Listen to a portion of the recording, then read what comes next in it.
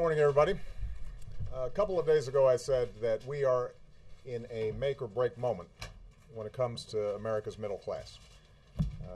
We either have a country where everybody fends for themselves, or we create a country where everybody does their fair share, everybody's got a fair chance, and we ensure that there's fair play out there. Now, to ensure fair play, one of the things that I talked about was the importance of making sure we implement financial reform, Wall Street reform that was passed last year. And a key component of that was making sure that we have a consumer watchdog in place who can police what mortgage brokers and payday lenders and other non-bank financial entities are able to do when it comes to consumers. This is a big deal. About 1 in 5 people use these kinds of mechanisms to finance everything from buying a house to cashing their checks. And we passed a law last year that said we need this consumer watchdog in place to make sure that people aren't taken advantage of. Now, we have nominated somebody, Richard Cordray, former Attorney General and Treasurer of Ohio, who everybody says is highly qualified. The majority of attorney generals, Republican and Democrat from across the country, have said this is somebody who can do the job with integrity, who has a tradition of being a bipartisan individual who looks out for the public interest and is ready to go. And he actually helped set up the Consumer Finance Protection Board.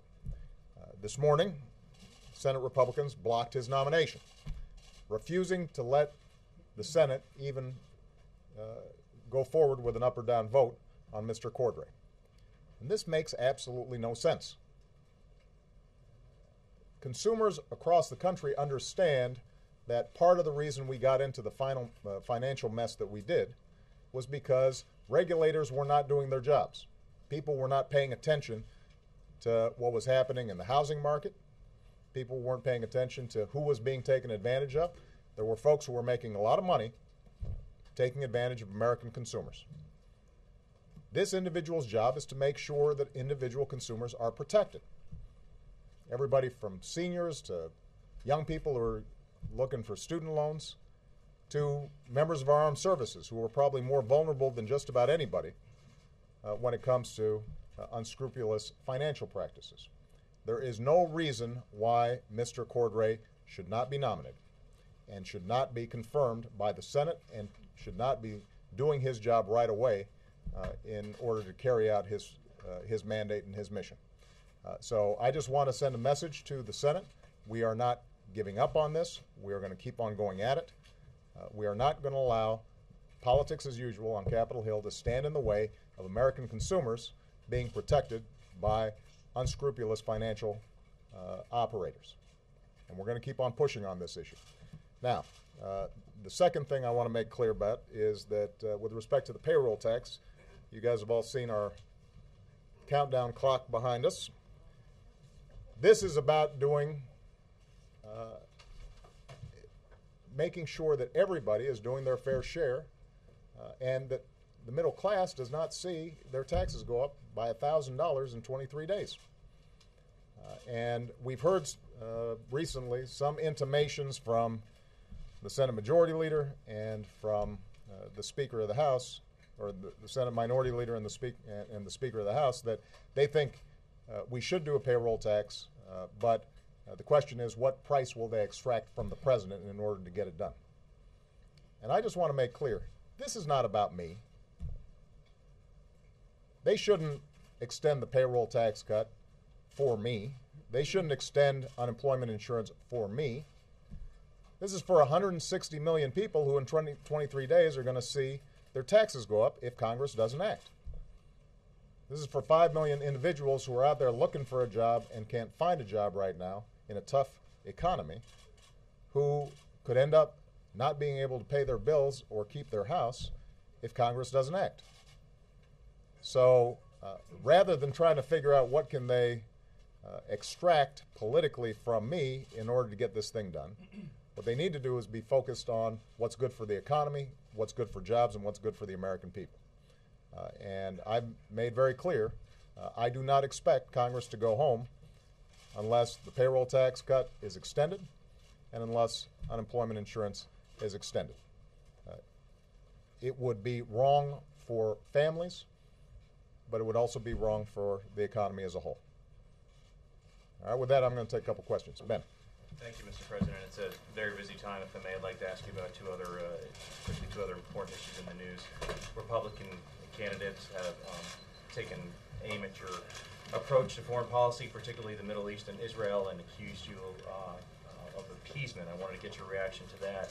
And also, I'm wondering if you personally intervened in any way in halting the sale of the morning after pill to those under 17, and whether you think politics trumps science in this case. Ask Osama bin Laden and the 22 out of 30 top al-Qaeda leaders who've been taken off the field whether I engage in appeasement. Or whoever's left out there. Ask them about that. With respect to the Plan B, I did not get involved in the process. This was a decision that was made by Kathleen Sebelius, the Secretary of HHS. I will say this, as the father of two daughters, I think it is important for us to make sure that we apply some common sense to various rules when it comes to over-the-counter medicine.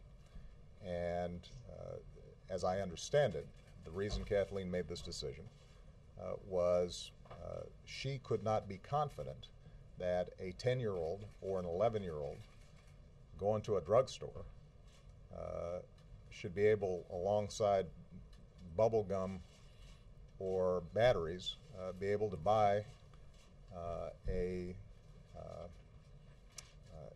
medication that potentially, if not used properly, could end up having an adverse effect. And I think most parents would probably feel the same way.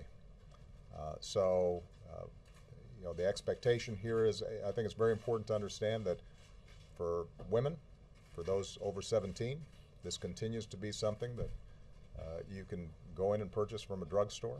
It has been deemed safe by the FDA. Nobody's challenging that. When it comes to 12-year-olds or 13-year-olds, the question is, can we have confidence that they would potentially use Plan B properly? And her judgment was that there was not enough evidence that this potentially could be used improperly in a way that had adverse health effects on those young people. You fully support the decision? I do. Mr. President, is a recess appointment for Richard Cordray on the table, number one? And number two, the Italian Prime Minister, the new Prime Minister, indicated today he may be coming to the White House next month. Do you think he and other European leaders are stepping up in the way you've urged them to sort of clear up the debt crisis?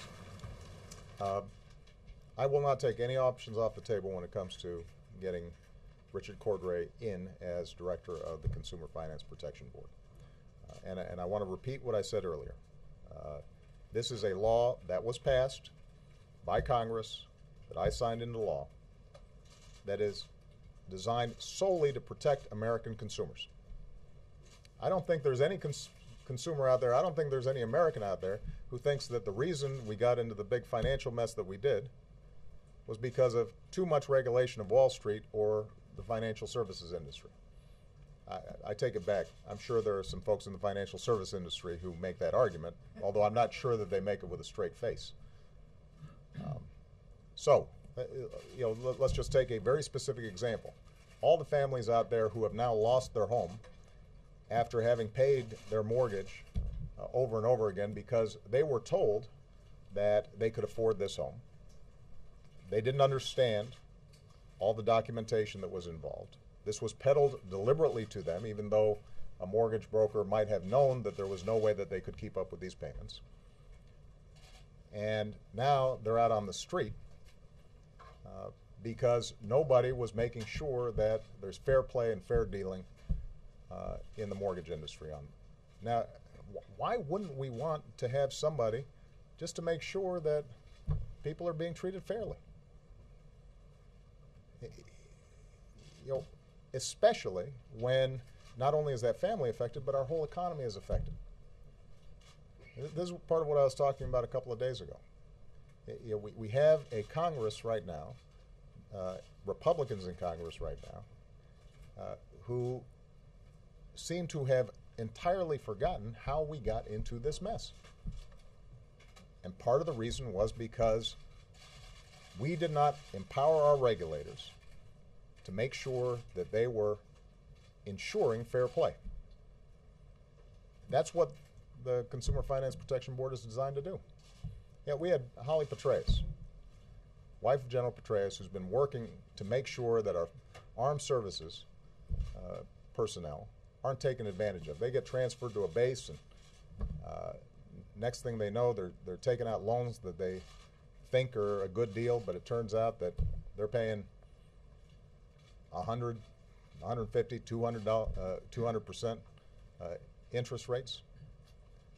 Why wouldn't we want somebody in place to make sure that doesn't happen? It doesn't make any sense. So, so the bottom line is, you asked about the recess appointment. We're going to look at all our options. My hope and expectation is that the Republicans who blocked this nomination come to their senses. And I know that some of them have made an argument, well, we just want to sort of make some modifications in the law. Well, they're free to introduce a bill and get that passed. But part of what's happened over on Capitol Hill, not just on this issue, but on every issue, is they will hold up nominations. Well-qualified judges aren't getting a vote. I've got assistant secretaries to the Treasury who get held up for no reason, just because they're trying to see if they can use that to reverse some sort of law that's already been passed. And that's part of what gets the American people so frustrated, because they don't feel like this thing is on the level. European debt crisis, do you have any sense? On the European debt crisis. I am obviously very concerned about what's happening in Europe. I've expressed those concerns repeatedly to President Sarkozy, Chancellor Merkel, all the key leaders involved. I think they now recognize the urgency of doing something serious and bold. The question is whether they can muster the political will to get it done. Look, Europe is wealthy enough that there's no reason why they can't solve this problem. It's not as if we're talking about some impoverished country that doesn't have any resources and is being buffeted by the world markets, and they need to come hat in hand and get help. This is Europe with some of the wealthiest countries on earth, collectively one of the largest markets on earth, if not the largest. And so if they muster the political will, they have the capacity to settle markets down, make sure that they are acting responsibly, and that governments like Italy are able to finance their debt. And I think that Chancellor Merkel has made some progress with other European leaders in trying to move towards a fiscal compact where everybody's playing by the same rules and nobody's acting irresponsibly.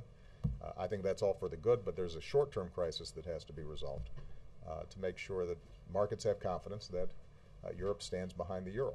And we're going to do everything we can to push them in a good direction on this, because it has a huge impact on what happens here in the United States. They are our largest trading partner, and we're seeing some positive signs in our economy. But if we see Europe tank, that obviously could have a big impact on our ability to generate the jobs that we need here in the United States. I'm going to answer one last question. Kristen. Kristen, welcome. President, thank you. You just called on Congress not to leave until they resolve this issue over the payroll tax cuts and unemployment insurance benefits. Can you say definitively that you will postpone your own vacation until these two matters are resolved? And also, on Iran, we've heard some sharper language from members of your administration about Iran recently. Are you intentionally trying to ramp up the pressure on Iran? And given that you've stated that no options are off the table, should we take that to mean that you are considering some other options? No options off the table means I'm considering all options. Can you tell us specifically what those options might be? No. But what I can say with respect to Iran, I think it's very important to remember, particularly given some of the political noise out there, that this administration has systematically imposed the toughest sanctions on Iran ever. When we came into office, the world was divided. Iran was unified and moving aggressively on its own agenda. Today, Iran is isolated, and the world is unified and applying the toughest sanctions that Iran's ever experienced, and it's having an impact inside of Iran. And that's as a consequence of the extraordinary work that's been done by our national security team. Now, Iran understands that they have a choice.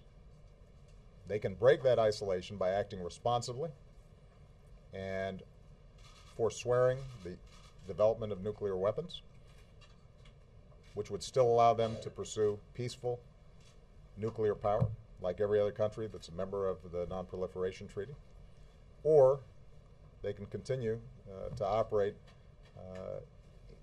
in a fashion that isolates them from the entire world. And if they are pursuing nuclear weapons, then I have said very clearly that is contrary to the national security interests of the United States. It's contrary to the national security interests of our allies, including Israel. And we are going to work with the world community to prevent that. With respect to my vacation, I would not ask anybody to do something I'm not willing to do myself. So I know some of you might have been looking forward to a little sun and sand, but the bottom line is that we are going to stay here as long as it takes to make sure that the American people's taxes don't go up on January 1st, and to make sure that folks who desperately need unemployment insurance get that help. And there's absolutely no excuse for us not getting it done. Keep in mind on the payroll tax cut, this is something that Democrats and Republicans agreed to last year with little fanfare. And it was good for the economy. And independent economists estimate that for us to not extend it right now, to not extend payroll tax cut, not extend unemployment insurance, would have a significant adverse impact on our economy, right at the time when we're supposed to be growing the economy. So, when I hear the Speaker or the Senate Republican leader, wanting to dicker, wanting to see, what can they extract from us in order to get this done, my response to them is, just do the right thing. Focus on the American people. Focus on the economy right now. I know the suggestion right now is that somehow, this Keystone issue will create jobs. That's being determined by the State Department right now, and there is a process. But here's what I know. However many jobs might be generated by a Keystone pipeline, there are going to be a lot fewer than the jobs that are created by extending the payroll tax cut and extending unemployment insurance. Get it done. And if not, maybe we'll have a white Christmas here in Washington. And I look forward to spending a lot of time with you guys between now and the new year. All right? Thank you, guys. Okay. I will engage in what I trust will be a brief briefing. I don't have any announcements. I think we put out a trip next week, correct, to Fort Bragg, and the President looks forward to that visit. Even more than he looks forward to spending a lot of time with you as we get closer and closer to Christmas. Questions? Share the wealth. Share the wealth. Reuters. Can I ask about Russia? Yes, Prime please. Minister Putin today was accusing the U.S. of interference in Russian affairs. I wondered what your response was to that, and where concerns about the parliamentary elections leave the reset of U.S.-Russian relations. Well, Secretary Clinton spoke to this issue in Brussels today. The United States and Russia have many common interests, as you've heard me discuss, and this administration has sought to develop and nurture those interests. Through engagement with the Russian government, we have advanced several of our top security and economic interests. We will continue to seek opportunities for cooperation with Russia based on mutual respect and those common interests. At the same time, we have sought to deepen our engagement with Russian society and to promote universal values. When rights are violated in Russia or in any other country, we speak out. We are going to continue to pursue both tracks of engagement in the promotion of our interests and our values. I'll go on to say that we are encouraged by President Medvedev's commitment to have the Central Election Commission investigate all election violations, and we welcome his acknowledgement that the demonstrations in Moscow and other cities are part of the democratic process. Yes? Specifically, would the administration be willing to compromise on as it relates to the appointment? Well, I don't think the President indicated any efforts to compromise. I think he made a very compelling case for why a law that was debated, negotiated, and passed successfully through Congress and was signed into law by this President should be implemented. As I think I said in response to Ed's question, if there are the members of Congress in the Senate and the House who have a problem with the bill, with the law as it is, and want to change it, submit a bill. Don't block it through parliamentary tactics, the implementation of the law of the land. Because who loses?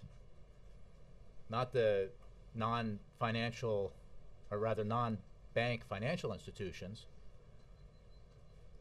the oversight of which is being held up because of the Senate Republican filibuster. The people who lose are the American consumers, who engage with those non-bank financial institutions all the time, payday lenders and mortgage service providers, student loan companies, veterans. So they ought to do the right thing for American consumers. Don't do it for the President. We're not naive enough to believe that whether it's a payroll tax cut or a confirmation, they would do it for that reason, but they ought to do it because their constituents are demanding it. Brianna. On Plan B, there are some critics in your own party who say that science lost to politics. Did this have anything to do with politics? Look, I think the decision was Secretary Sebelius' decision. The President, as you heard, supports that decision, and I think he gave pretty compelling reasons for why he supports the decision, both as President and as a father. And then, to the question of politics with regards to this or anything else, I covered politics for a long time, and I can't figure out what the right. There are politics in every issue, and there's an upside and a downside to every issue, and usually it's hard to know in advance how these things will play out politically, which is just another reason why decisions like these ought to be made on the merits, and that's what Secretary Sebelius did. He framed it in terms of 11 and 13-year-old girls. Mm-hmm. The cutoff is not 13, it's 17. The current cutoff So is, right. in terms But of 16-year-old, 15-year-old girls who studies show, many of whom are sexually active and would actually have more use for the morning after pill, he didn't talk about it in those terms. No, he didn't, but the decision that the Secretary made was to say yes to or say no to the allowing of any girl of any age, or younger girls included, not just 16-year-olds, but it would have resulted in allowing, as the president said, somebody to buy it along with batteries and bubble gum. So a 9, 10, 11-year-old. That was the decision that Secretary Sebelius faced. Bill. President, have any reaction to the stiff sentence handed down to former Governor Blagojevich? I have not heard him discuss that, so I know he didn't respond to your question, so I don't know if he has a reaction. Can I ask why you think, the president comes in, makes what he believes is a compelling case that Republicans are blocking this person who would really help middle-class Americans, right? You believe it too, Ed. Come on. Of course I believe it as well. In all seriousness, why is it not breaking through then? Let's forget about the Republican leadership, people like Senator McConnell who have been opposed to the president on a lot of things. Susan Collins, you're targeting her in a way by reaching out to the media in Maine. You've made this big PR blitz all week, what you've billed as like, we're really going to pressure people on the fence on this. And people like Susan Collins have heard the president's case and they just say, no, I don't agree. Well, you make a good point that this club of Republicans in the Congress are sometimes at odds, not just with the president, but with overwhelming majority public opinion for things that this president also happens to support. So I think that if there were a referendum or plebiscite in Maine, I feel pretty confident that Democrats, Independents, and Republicans would support the confirmation of a consumer watchdog whose job it is to look out in Washington for their interests in their dealings with financial institutions. As the president said, there's this amnesia about what happened just a few years ago and how it happened and who got left holding the bag. So, that's a discussion that maybe you or your colleagues should have with Senator Collins or the other senators who unfortunately did not do the right thing today. But we hope, given the opportunity, they'll do the right thing on another day. But doesn't it say something about his use of the bully pulpit, that he's trying this and it's not working with people in the middle? We live in a challenging political environment. There's no question. But in the end, everyone here, the president, vice president, and every member of Congress, answers to their constituents. And on every measure of the American Jobs Act, and including the payroll tax cut extension and expansion, there is overwhelming public support, Democratic, Independent, Republican support. And referring to the payroll tax cut extension, I just, we may be here through Christmas, but it would take an awful lot of chutzpah, as well as perhaps political courage, to go home if you're a senator or a congressman and answer the question, why did you vote to raise my taxes on January 1st? Ben, you thought better of it. I'm amending my remarks, based on what you said there. I was thinking about the payroll tax. The president said yesterday that if it comes to him attached with extraneous issues not related to making sure that American people's taxes don't go up, it's not something he's going to accept. I'm just trying to get clarity on that. He would accept it if it's attached to issues like unemployment insurance and the doc fix, right? Things you want. Well, I think that extraneous is something you know when you see. And clearly, unemployment insurance is very much an element of the same kind of proposal that payroll tax cut extension and expansion is, and it goes directly to assisting Americans make ends meet, and it has extremely positive impacts on the economy, on economic growth and job creation. The Keystone Project is being reviewed in a process that was established through many decades of precedent at the State Department. It is being reviewed in a way that allows and has allowed for substantial public comment as well as input from agencies across the government. And it is being reviewed in a way that takes into consideration the criteria that you've heard the President himself lay out as the most important criteria to be considered. That process needs to be allowed to be pursued. And the State Department has said that that would take a certain amount of time, and that's what should happen. It should not be, as the President said, a situation where leaders in Congress, Republican leaders in Congress, should be bargaining on, for political priorities in exchange for giving this president the payroll tax cut. Whatever happened to Republicans being for tax cuts? Is it because this one goes to 160 million Americans, middle class working Americans, that they're ambivalent or they're willing to oppose it if they don't get some political scalp? Is it because President Obama supports it or Democrats support it? It's confusing to me, and I think it's confusing to a lot of people, and based on the data I've seen, it's confusing to a lot of Americans. So no extraneous attachments. Would that cover, for example, some of these environmental issues besides Keystone that Republicans are pushing? Would that be extraneous? Besides Keystone, again, I think it's likely that something like that would be extraneous. I don't want to negotiate from here. Keystone is clearly extraneous. Laura. Thanks.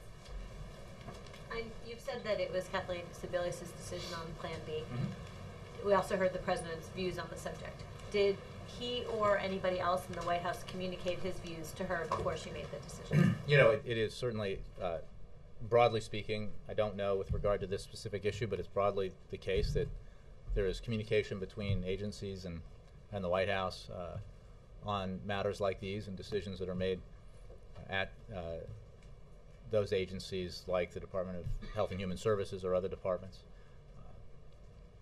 But in this case, as the President said, he had no involvement in the process. He supports the decision, and it was very much Kathleen Sebelius' decision. Did anybody, I understand you're saying it was her decision, but there are lots of ways that you can come to a decision. Well, if I could just finish the question. You can come to a decision, for instance, after speaking with somebody at the White House mm-hmm. who advises that for any number of reasons, this is something that the White House would prefer. And putting the President himself aside, did anybody and the White House communicate that to... The implication in your question is that Kathleen Sebelius doesn't support this decision. I think you ought to ask her, because she does, and she made it. There is communication between the White House and agencies in a decision-making process like this, but the decision is made by the Secretary in this case, and it was made by Secretary Sebelius. The President had no involvement in that, as he just said, and this was her decision, and I think she put out a statement explaining it. The President supports it. I've been in Washington a while, long enough to see cabinet secretaries make decisions that they don't personally agree with. I don't know what is in the mind of Kathleen Sebelius. I'm just asking whether there was any influence on the part of the White House staff in her coming to that conclusion. No. Again, there was communication, but the implication of your question is that influence to get her to change her mind. This was her decision. She made it, and she clearly supports it as articulated in her statement. Yes, Peter. Jay, the chairman of the House Judiciary Committee this morning said he wants to see work product from Elena Kagan in a period before it became clear that she was under consideration for the Supreme Court. Does the President support, is there any reason the President feels that those documents should not be turned over in that 2-month time frame? And does he feel that she retains her impartiality in the health care case? Justice Kagan was confirmed bipartisan support to the Supreme Court. Went through the usual thorough confirmation process. I would point you to the statement by President Bush's former Attorney General on this matter and his views on whether or not there's an issue here. We agree with him. Yes, John Christopher. I have another Plan B question, but this is a fiscal one.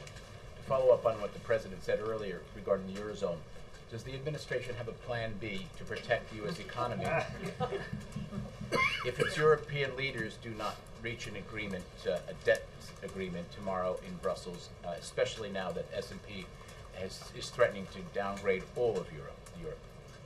He's focused on his plan A, which is passage of payroll tax cut extension and expansion, passage of extension of unemployment insurance, passage, if members of Congress come to their senses, of the other elements of the American Jobs Act. He will not relent just because there is political opposition. And as he made clear here, he will stay as long as it takes in Washington to make sure that Congress doesn't allow 160 million Americans to experience a tax cut next year.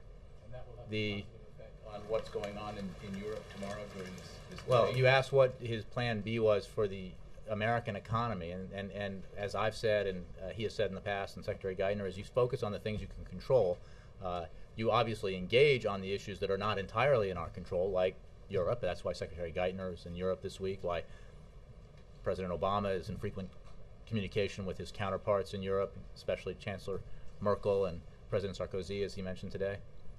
But you need to buy that insurance, if you will, for your own economy, for the American economy, by taking the decisive action that you can take through Congress and outside of Congress that can help buffer the American economy and protect it from the kinds of shocks that happen inevitably in the global economy, whether it's the situation in Europe or earthquake and tsunami in Japan or unrest in the Middle East that affects oil prices. Those are the kinds of things that are not entirely in our control and that we need to insure against.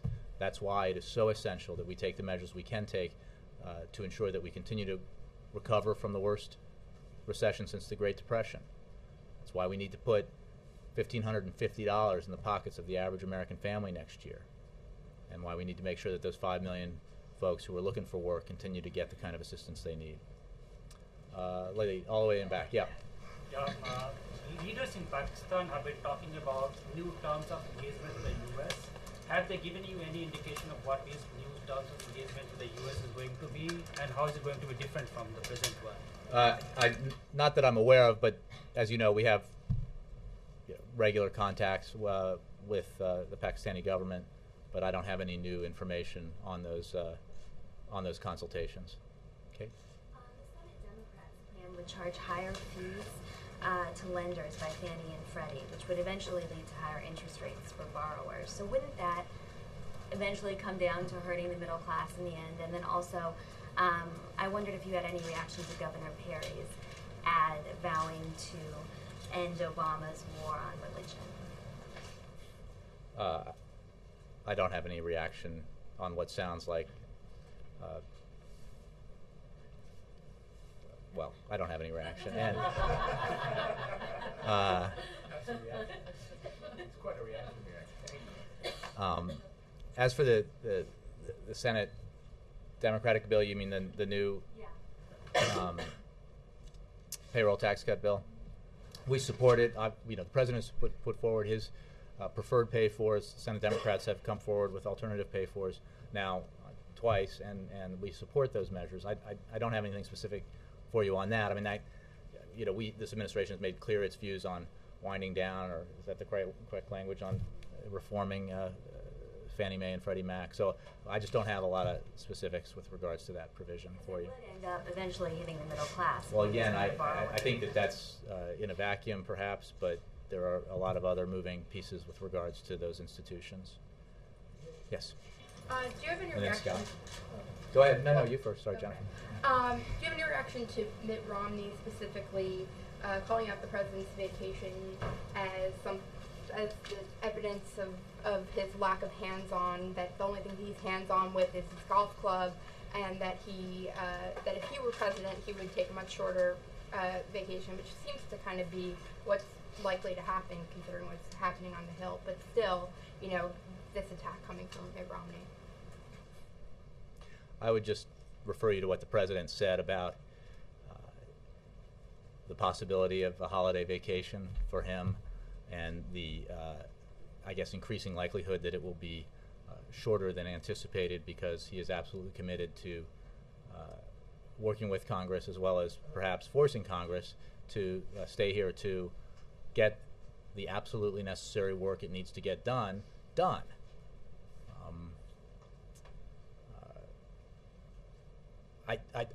I have to say, because this is obviously criticism of the president for whom I work, that I don't remember Governor Romney having a hard time or complaining about this president's predecessor taking his family on vacation, spending, I believe, far more time on vacation than this president. So,